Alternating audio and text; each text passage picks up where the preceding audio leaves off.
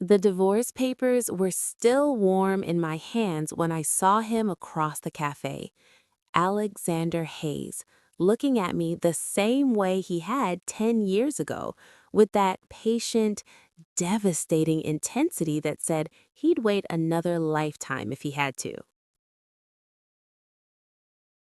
I pressed my daughter's hand tighter as we walked through the cafe doors, her small fingers sticky with the remnants of the lollipop the lawyer had given her. 6 years old, and Maya had just sat in the heavy oak waiting room during her parents' divorce proceedings with a coloring book and headphones, blissfully unaware that her world had been legally dismantled in a courtroom that smelled of old wood and broken promises. "Mommy, can I get hot chocolate?" Her voice was bright, innocent, untouched by the devastation I felt radiating through every cell of my body. "Of course, baby." My voice cracked on the last word, and I swallowed hard, forcing myself to stand straighter. I was Natalie Morrison now. Just Natalie, not Mrs. James Morrison anymore. The name felt strange, like a coat I'd forgotten I owned, pulled from the back of a closet after a decade of wearing someone else's skin. The cafe was one of those deliberately cozy places in downtown Seattle, all exposed brick and Edison bulbs, filled with the kind of people who worked remotely on expensive laptops and ordered oat milk lattes without irony. I felt out of place in my conservative navy suit, the one I'd worn to look put together, to show James and his lawyer that I wasn't falling apart, even though I absolutely was. I was falling apart so quietly, so carefully, that even I could barely hear it. We found a table near the window, and I helped Maya into her chair before collapsing into mine. The divorce papers sat in my leather portfolio like a bomb. Final, irrevocable. 10 years of marriage reduced to 43 pages of legal jargon and division of assets. I'd gotten the house, the one James never liked anyway because it was too small, too far from his downtown office. He'd gotten his freedom, which was apparently all he'd wanted for the past 3 years. The barista called out orders in a sing-song voice, and I stood mechanically to grab Maya's hot chocolate and my black coffee. No room for cream, no room for sweetness, just bitter and dark like everything else in my life right now. That's when I felt it, the weight of someone's gaze, heavy and specific, cutting through the cafe's ambient noise like a spotlight. I looked up, and there he was, Alexander Hayes. The name came to me instantly, even though I hadn't seen him in 10 years. He was sitting alone at a corner table, a laptop open in front of him, but clearly forgotten, his attention fixed entirely on me. He looked different. Older, obviously, but in that unfair way men age, where the lines around his eyes only made him more compelling, where the silver threading through his dark hair added gravitas instead of years. He'd been handsome at 32. At 42, he was devastating. But it was his eyes that stopped me cold, dark brown, almost black in the cafe's dim lighting, and looking at me with an intensity that made my breath catch. Not surprise, not shock at a random encounter, just recognition, patience, like he'd been waiting for this exact moment in this exact cafe, and now that it had arrived, he could finally exhale. I must have stood there too long, frozen with Maya's hot chocolate growing cold in my hands, because he smiled, a small, private thing that somehow felt like a conversation we were having without words. Then he stood, and my stomach dropped. He was coming over. Natalie. My name in his voice was a key turning in a lock I'd sealed shut years ago. Deep, warm, with that slight rasp that I somehow never forgotten, even when I'd tried. "It's been a long time. Alexander."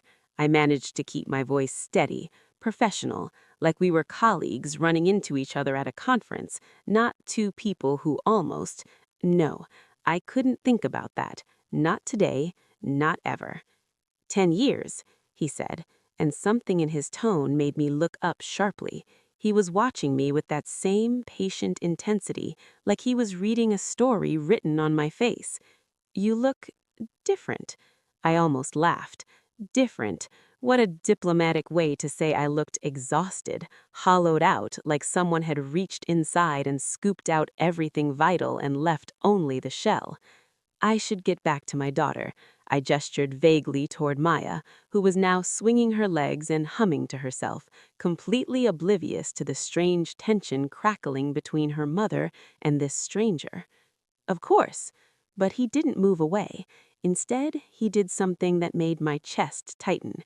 He looked at Maya, really looked at her, with genuine warmth, and then back at me. "She's beautiful, Natalie. She has your eyes."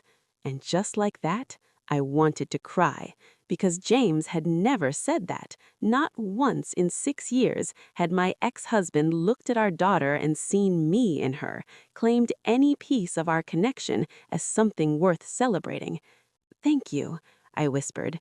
Alexander reached into his jacket, custom-tailored, I noticed absently, probably Italian, and pulled out a business card. He held it between two fingers, offering it to me like a gift, or maybe a promise. "I know today was hard," he said softly, and my eyes snapped to his. How did he know? Had he been following me? The thought should have scared me, but instead it just made me tired. "When you're ready, and only when you're ready, call me. I'd like to take you to dinner." I stared at the card. Embossed letters, heavy cardstock, Alexander Hayes, CEO, Hayes Industries. A phone number in elegant print. "I can't. I'm not. I know." His voice was gentle, understanding in a way that made my throat tighten. "I'm not asking you to be ready now, Natalie. I'm asking you to keep the card, for when you are." He turned to leave, then paused, looking back over his shoulder. "I've waited 10 years. I can wait a little longer." And then he was gone, walking out of the cafe and into the Seattle rain, leaving me standing there with a business card burning in my hand and a question I couldn't answer echoing in my head. How did he know? What would you do if someone had been waiting for you for 10 years? Drop a comment below with your thoughts. 3 months passed before I even looked at the card again. 3 months of settling into my new life as a single mother, of Maya's adjustment to the custody schedule, of me learning how to sleep alone in a bed that suddenly felt too big and too empty at the same time. 3 months of therapy sessions where I unpacked the slow, suffocating death of my marriage, of realizing that I'd lost myself somewhere in the space between being James's wife and Maya's mother. I'd forgotten who Natalie was, just Natalie, alone, herself. The card lived in my wallet, tucked behind my driver's license, where I saw it every time I pulled out my ID. I never called. I told myself it was because I wasn't ready, which was true, but it was also because I was terrified. Terrified of what it meant that Alexander Hayes had looked at me like that in the cafe. Terrified that he'd said he'd been waiting 10 years, like our brief intersection a decade ago had meant something more than I'd allowed myself to believe. Terrified that maybe, just maybe, I'd been waiting too. I first met Alexander at a charity gala when I was 25 and freshly engaged to James. James's law firm had bought a table, and I'd worn a dress I couldn't afford, trying to look like I belonged in a ballroom full of Seattle's elite. Alexander had been there representing his company, Hayes Industries, which even then was making waves in sustainable technology and real estate development. We'd been seated at the same table. I remembered everything about that night with a clarity that should have alarmed me. The way he'd pulled out my chair, the way he'd listened when I talked about my work at the nonprofit, actually listened, asking questions that showed he was paying attention. The way his hands had brushed mine when we both reached for the wine bottle, and how that simple touch had sent electricity racing up my arm. We talked for hours about everything and nothing, about dreams and fears and the versions of ourselves we were trying to become. And somewhere in that conversation, in the space between the salad course and dessert, I'd felt something shift, a recognition. a dangerous pull towards someone who wasn't my fiancé. At the end of the night, Alexander had asked if he could take me to dinner sometime. And I'd said no, because I was engaged, because I was faithful, because James was safe and predictable and we had plans, a wedding in 6 months, a house in the suburbs, a future mapped out in neat, achievable steps. Because I was terrified of what saying yes might mean. Alexander had smiled, that same patient, understanding smile, and said, "If you ever change your mind, you know where to find me." I'd married James 3 months later, and I'd never seen Alexander again. Until the cafe.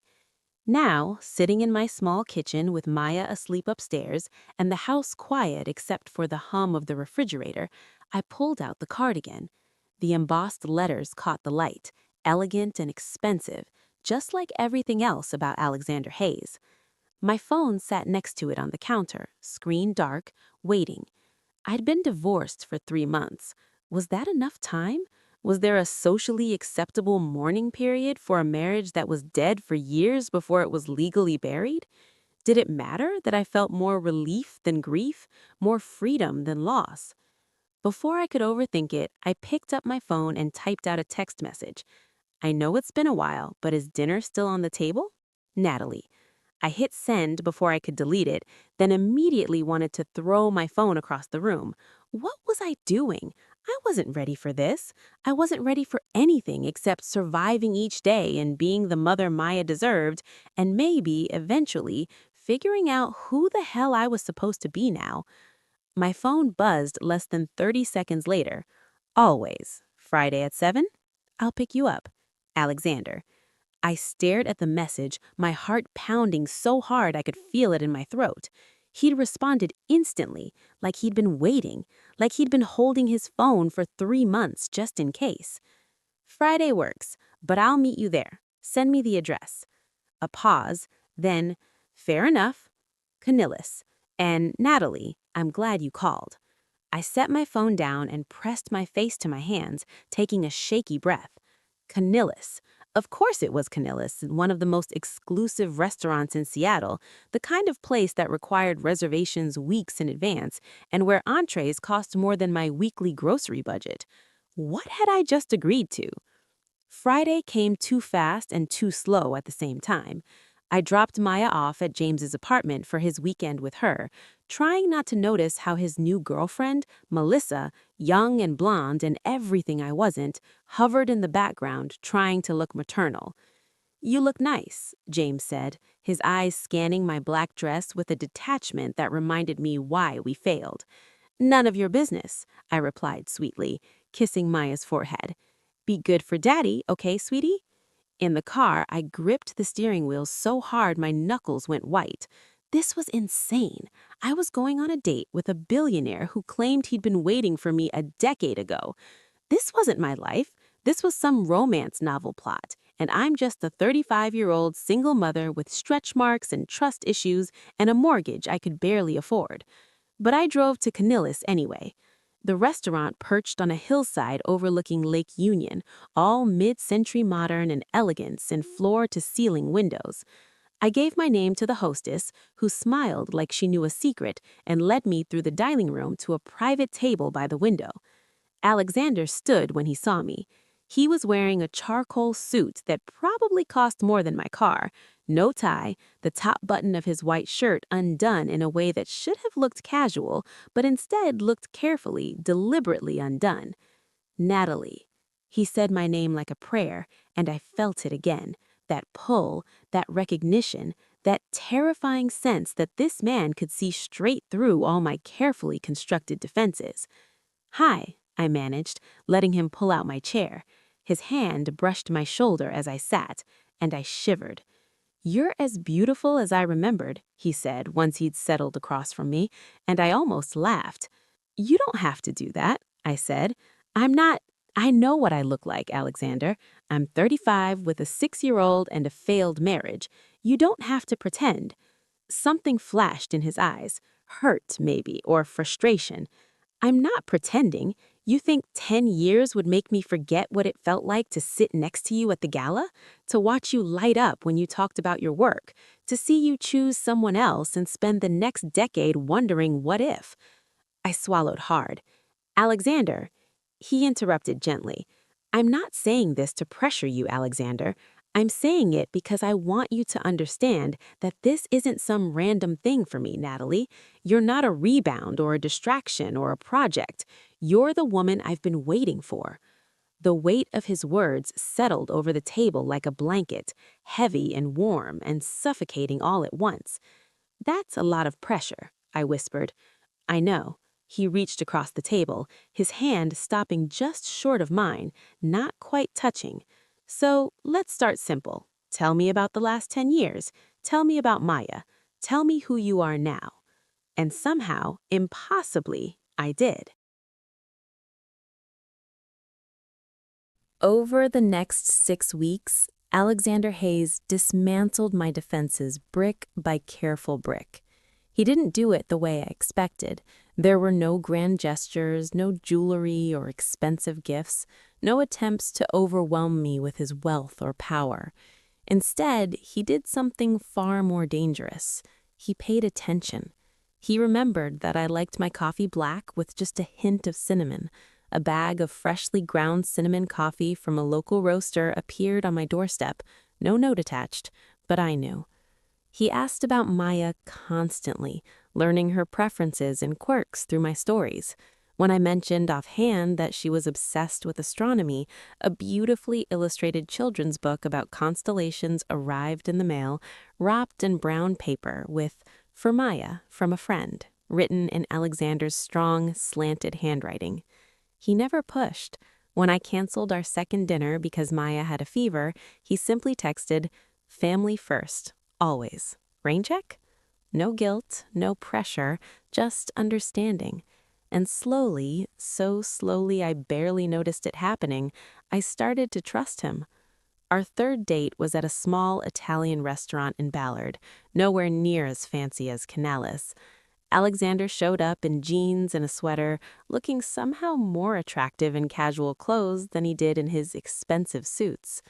"I Googled you," I admitted over pasta, the wine making me brave, "after our first dinner." He smiled. "And what did you find?" "That you're worth about $2.3 billion, that you've never been married, that Forbes called you Seattle's most eligible bachelor for 3 years running." I paused. "That you dated a supermodel for 6 months last year." "Ah," he set down his fork, his expression serious. "Her name was Isabel. It ended when she realized I was never going to love her the way she deserved. Want to know why?" I shouldn't have asked, but I did. "Why?" "Because I was still thinking about a woman I met at a gala 10 years ago, a woman who chose someone else, a woman I couldn't stop wondering about even when I tried." His dark eyes held mine. "I'm done trying, Natalie. I'm done pretending I don't want exactly what I want." "Which is?" My voice came out barely above a whisper. "You. However you'll have me, whenever you're ready." I looked away, my chest tight. "I'm not some prize to be won, Alexander. I'm a mess. I'm still figuring out how to be myself again after spending a decade being someone's wife. I have a daughter who comes first, always. I have trust issues and baggage, and I'm not perfect," he finished. "Good. I don't want perfect. I want real. I want you, Natalie Morrison, in all your complicated, beautiful, messy reality." But I couldn't let myself believe him, not yet. Because here's what I'd learned in 10 years of marriage. People said things they didn't mean.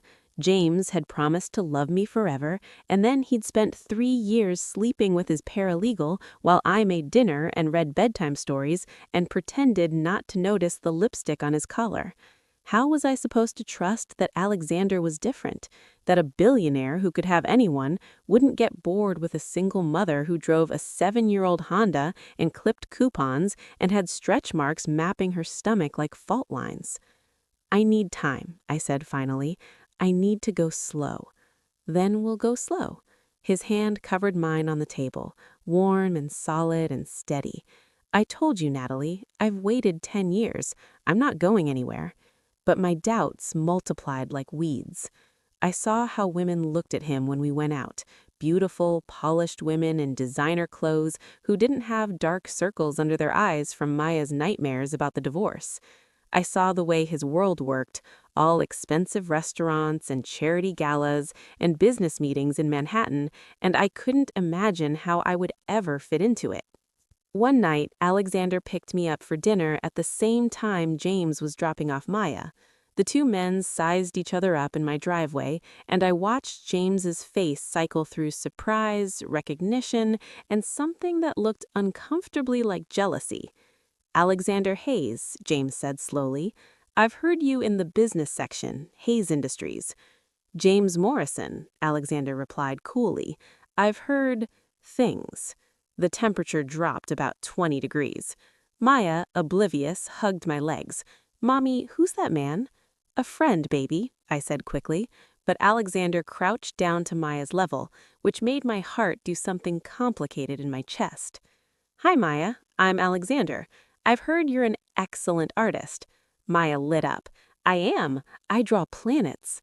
Well, planets are my favorite. Maybe you could show me your drawings sometime. James's jaw tightened, and I realized with a start that in 6 years, James had never crouched down to talk to Maya like she was a person worth listening to. He'd never expressed interest in her drawings. He'd never made her light up like that with just a few words. When James left and Maya was settled with her babysitter, Alexander and I drove in silence for a few minutes before he spoke. He doesn't deserve you, he said quietly. Either of you. It doesn't matter anymore. It matters to me, his hands tightened on the steering wheel.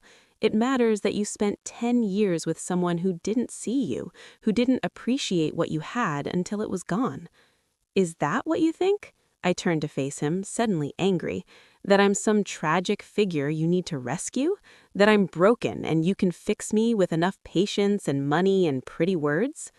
No. He pulled the car over.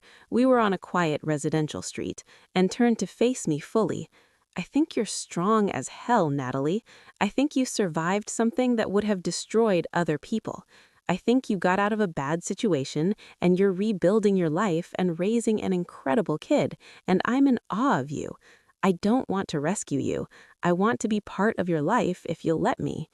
The sincerity in his voice broke something in me. Why me, Alexander? Why me? You could have anyone. Anyone.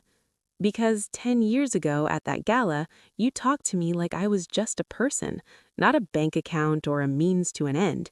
You were engaged, completely off limits, and you still made me laugh. You made me think.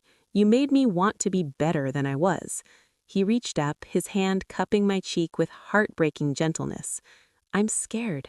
I'm terrified that I'll let myself fall for you and you'll realize I'm not what you imagined, that I'll just be another disappointment. Then let me prove you wrong, he said softly.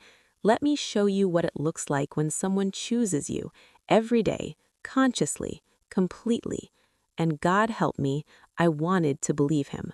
I wanted it so badly it hurt. The turning point came on a rainy Tuesday night, 2 months after our first dinner. Alexander had been traveling for work, Hong Kong, then London, then New York, and we'd been reduced to late-night phone calls where he told me about boardrooms and negotiations while I folded laundry and pretended my heart didn't race every time his name lit up my screen. He was supposed to come back on Friday, but my phone rang at 10 p.m. on Tuesday, and when I answered, all he said was, "Look outside." I walked to my front door, opened it, and there he was, standing in my driveway in the rain, still in his business suit, hair plastered to his forehead, looking like something out of a movie. "You're supposed to be in New York," I said stupidly. I was. He walked toward me, water dripping from his clothes. I sat through a meeting today about a merger that could make me another $100 million, and all I could think about was you, about how Maya had her school play tomorrow, and you'd mentioned you were nervous about going alone because James wasn't showing up, about how you sounded tired on the phone last night, about how I was sitting in a conference room in Manhattan when the only place I wanted to be was here. My heart was pounding so hard, I thought it might break through my ribs.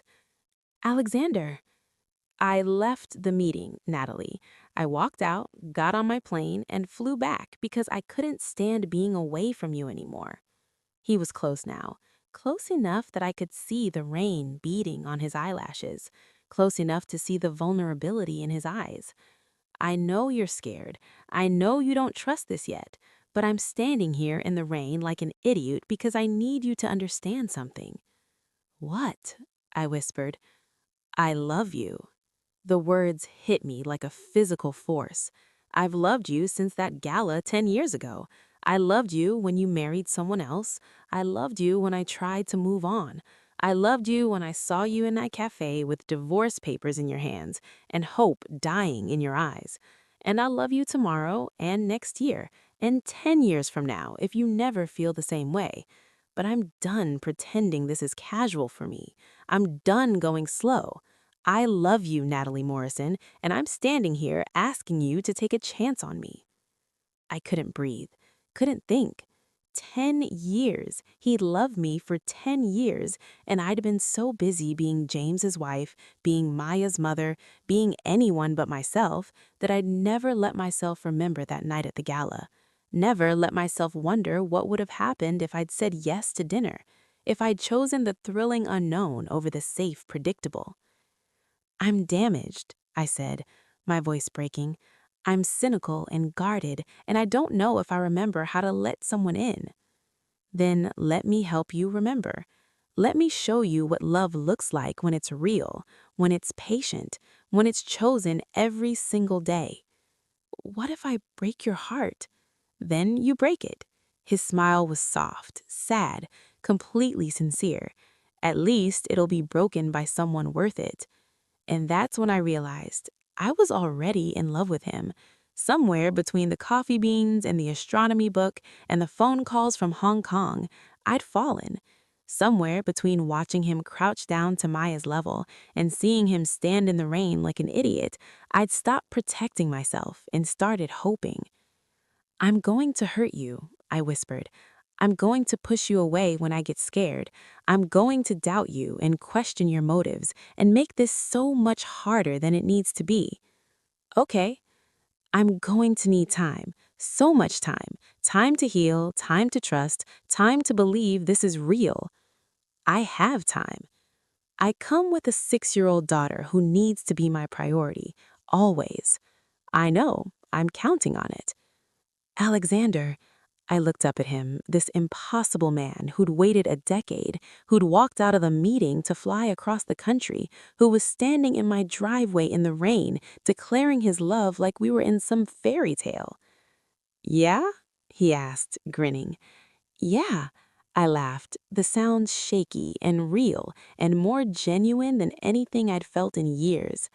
I think I've been loving you since that gala, and I was just too scared to admit it, too committed to the safe choice, too afraid of what it would mean to choose someone who made me feel this much.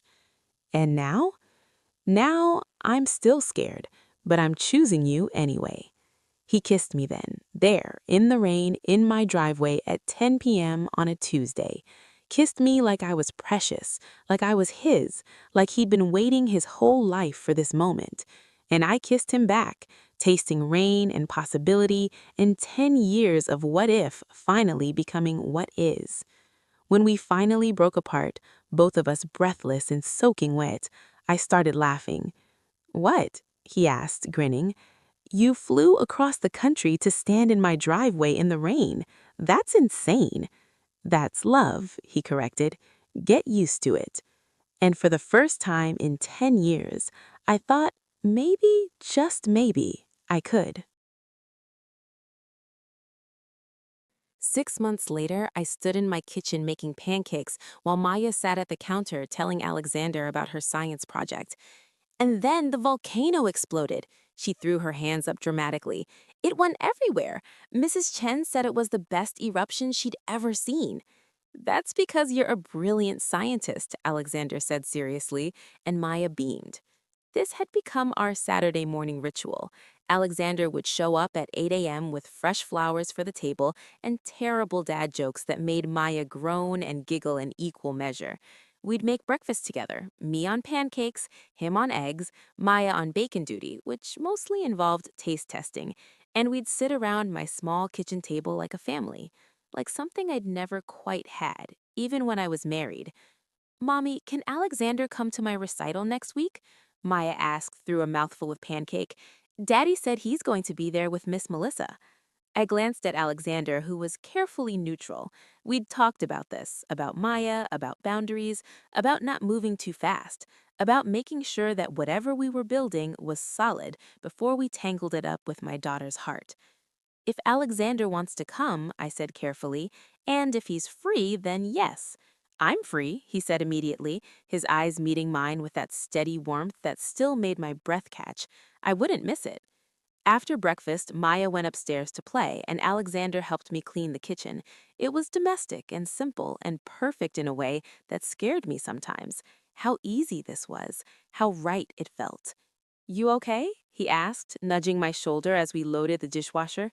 You've got that thinking face on. Just processing. I dried my hands on a towel. 6 months ago, I was getting divorced, and now you're here in my kitchen planning to come to my daughter's recital. It feels surreal.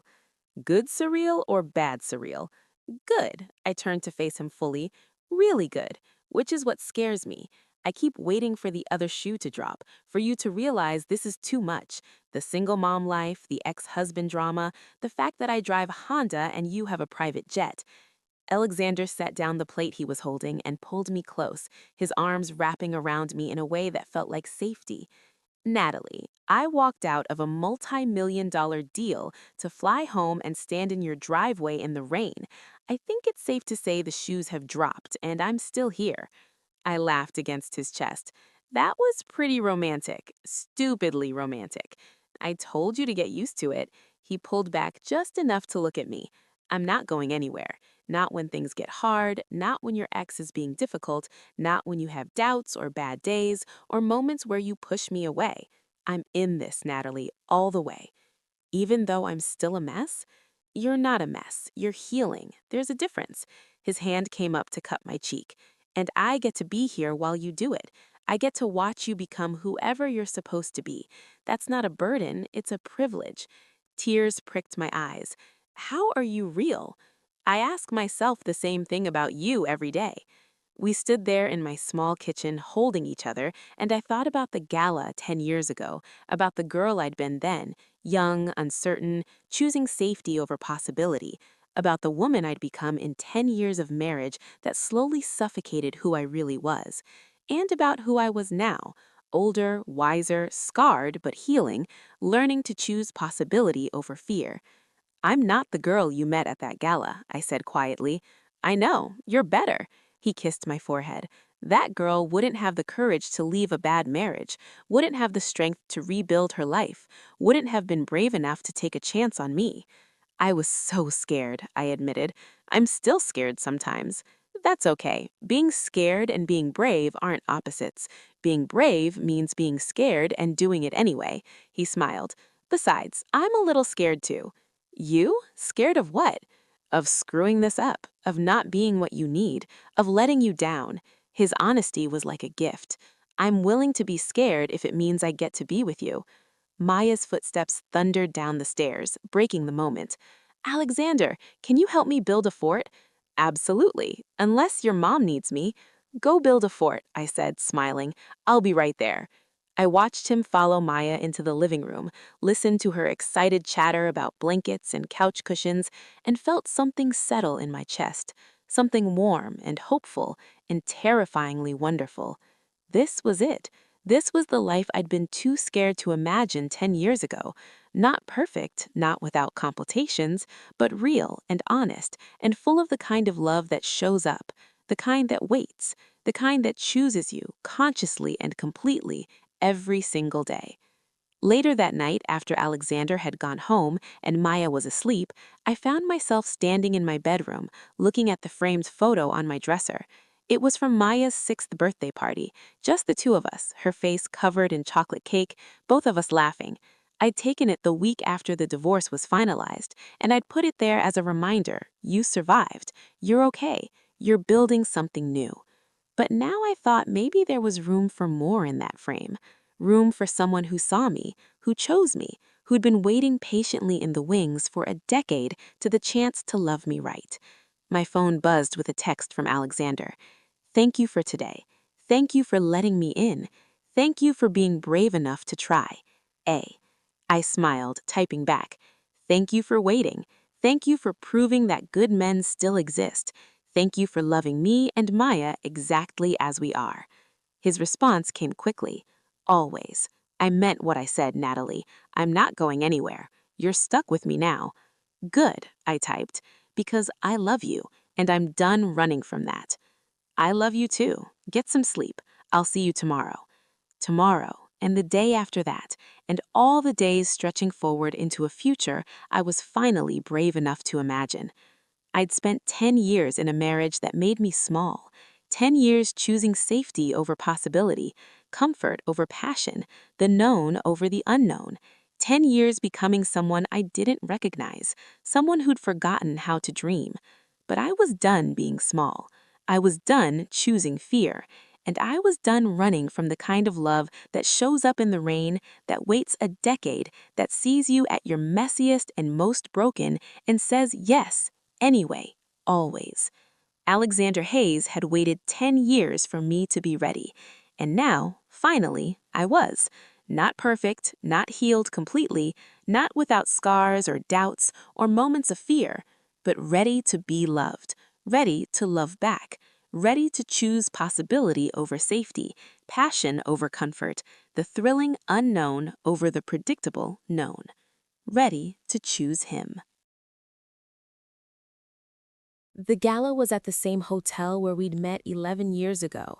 I stood in the ballroom wearing a dress that Alexander had insisted on buying, deep emerald green that made my eyes look brighter, my skin glow. Maya was at home with her grandmother, probably eating too much ice cream and staying up past her bedtime, completely delighted to have Grandma all to herself.